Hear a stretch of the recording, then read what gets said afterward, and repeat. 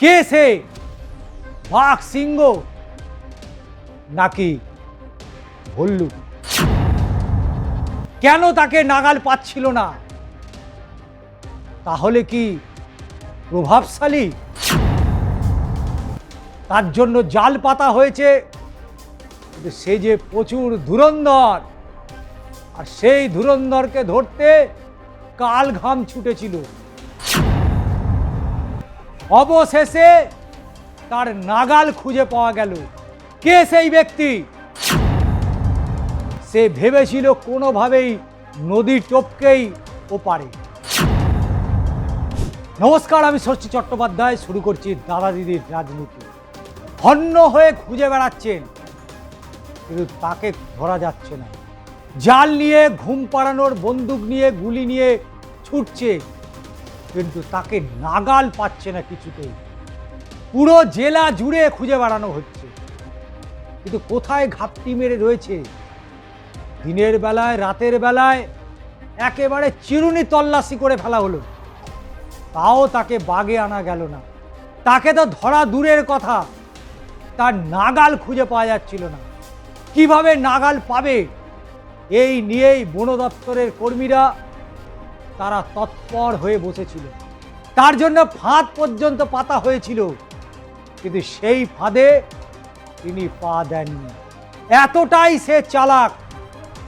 এবং শুধু তাই নয়, সে ভেবেছিল কোনোভাবেই নদী টপকেই ওপারে।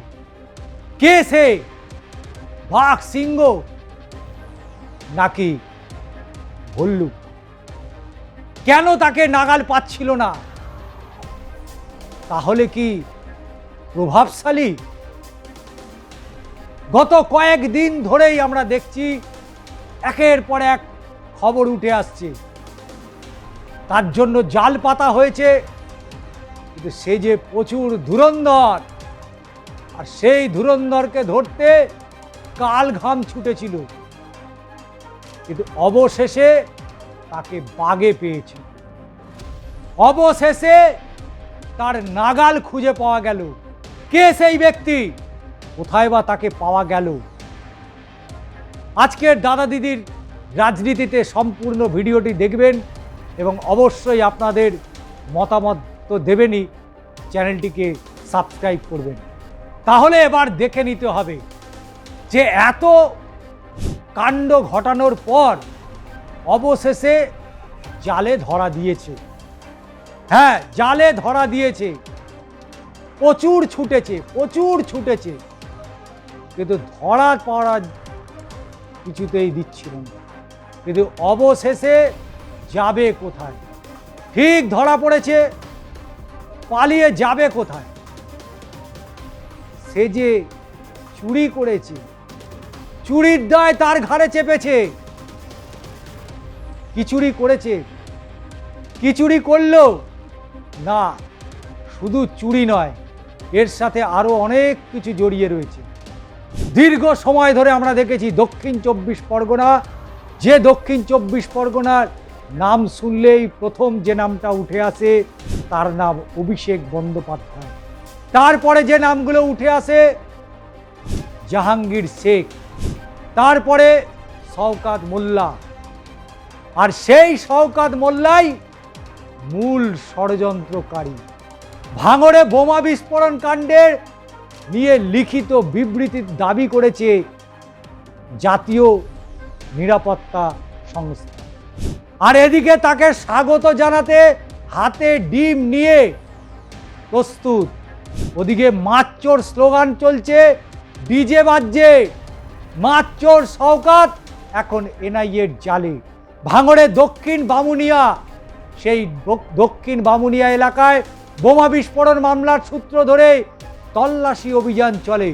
বিধানসভা ভোটের দিন কয়েক আগে বিস্ফোরণে একজন মানুষের প্রাণ চলে যায়, জখম হন বেশ কয়েকজন। ওই ঘটনায় আইএসএফের চেয়ারম্যান তথা ভাঙড়ের বিধায়ক নওশাদ সিদ্দিকী এনআইএ তদন্তের দাবি করেন। শেষ পর্যন্ত পুলিশের হাত থেকে তদন্ত ভার নেয় জাতীয় তদন্তকারী সংস্থা। তবে বিস্ফোরণের পর মৃত এবং আহতর তাদেরকে স্করপিও গাড়িতে করে নিয়ে যাওয়া হয়, এক অভিযুক্তকে গ্রেপ্তারও করা হয়েছিল। অনুমান করা হচ্ছে ওই সূত্র ধরেই সেই মাতচোর শওকতকে খুঁজছিল এনআইএ। বিপদ বুঝেই বাংলাদেশ পালানোর ছক কষেছিল তৃণমূলের এই দাপটের নেতা। সেই চেষ্টা সফল হয়নি। বাইপাস এলাকায় বাইক আরোহী শওকতকে এনআইএ গ্রেপ্তার করে। মাতচোর শওকত এখন এনআইএর জালে। শনিবার ব্যাংশাল আদালতে তোলা হয়েছে, এনআইএ হেফাজত হয়েছে। কিন্তু শনিবার সকালে যখন নিউ টাউনে এনআইএর অফিস থেকে বার করা হচ্ছিল, ক্ষুব্ধ জনতা হাতে ডিম নিয়ে প্রস্তুত ছিল, সঙ্গে মাছও ছিল। মাতচোর গানের তালে তালে কোমর দোলাতেও দেখা গিয়েছে তাদের।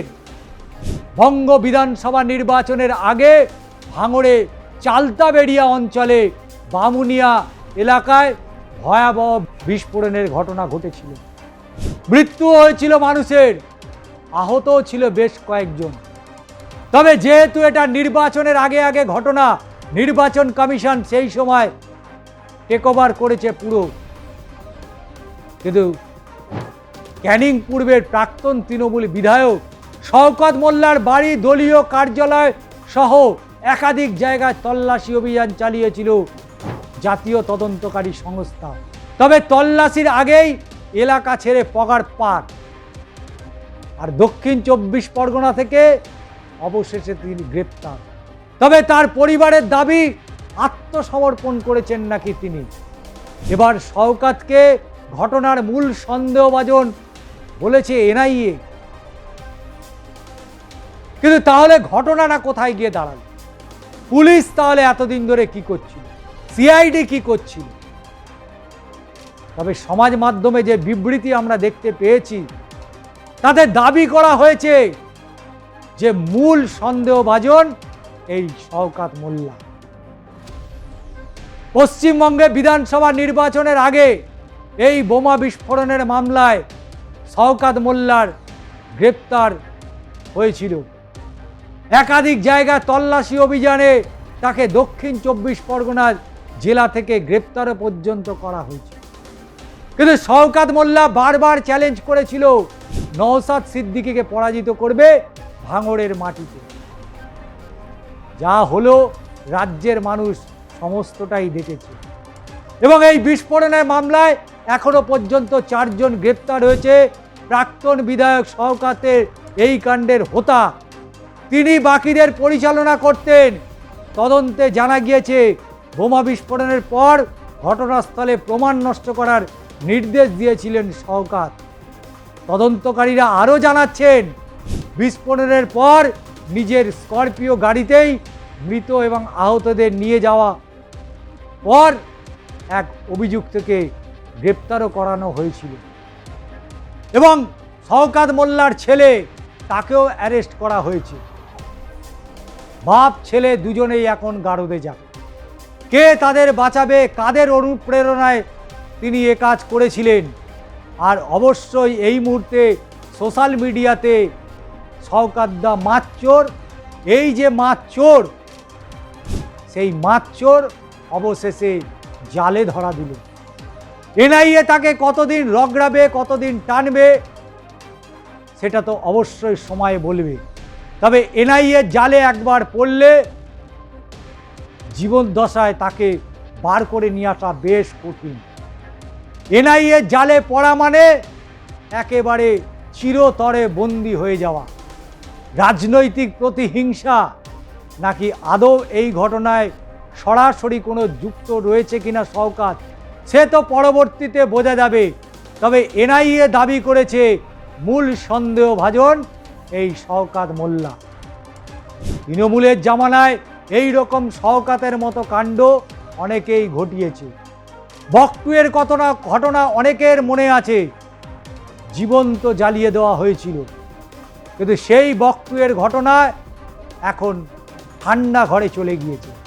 ফলে শওকত মোল্লাকে নিয়ে যে চলছে, এটাও একদিন ঠান্ডা ঘরে বন্দী হয়ে যাবে। কারণ এ রাজ্যে বহু ঘটনা ঘটেছে। কেন্দ্রীয় তদন্তকারী সংস্থা ইডি, সিবিআই, এনআইএ, ইকোনমিক্স যারা অফেন্সে তদন্ত করে, অর্থাৎ ইনকাম ট্যাক্স, প্রচুর এসছে, প্রচুরবার চলে গেছে, কিন্তু কনভিকশন কজনের হয়েছে, সাজা কতজন পেয়েছে? শওকত মোল্লাও একদিন ঠিক বেরিয়ে যাবে। তদন্তর নামেই হয়, তদন্ত হয় যখন সরকার বদল হয়, তখন জোর কদমে তদন্ত চলে। এদের ইতি উতি অনেক জায়গায় রেড পড়ে, টাকা উদ্ধার হয়, আরও অনেক কিছু উদ্ধার হয়, কিন্তু সময়ের সাথে সাথে সমস্তটাই ধামাচাপা পড়ে যায়। যেমন বিগত দিনে বহু মামলা ধামাচাপা পড়ে গেছে। সেই জ্ঞানেশ্বরী কাণ্ডের কথা আজও অনেকের মনে আছে, অনেকের স্মৃতি থেকে মুছে গিয়েছে। অনেকের স্মৃতি থেকে বকটুয়ের ঘটনাও মুছে গিয়েছে। সেই বেলডাঙ্গা মুর্শিদাবাদে ওয়াকফ সম্পত্তি আইন নিয়ে যে আন্দোলন হয়েছিল, সেই আন্দোলনের ঘটনা আজ অনেকেই ভুলে গিয়েছেন। একটা সময় আসবে, শওকত মোল্লা কেন, এরকম অনেককেই যারা গ্রেপ্তার করেছেন তারা অনেকেই একদিন মুক্ত হয়ে যাবে। এটাই তো মনে হয় তদন্ত। আজকের ভিডিওটি কেমন লাগলো অবশ্যই জানাবেন। আপনাদের মতামত অবশ্যই জানাতে ভুলবেন না এবং চ্যানেলটিকে সাবস্ক্রাইব করবেন।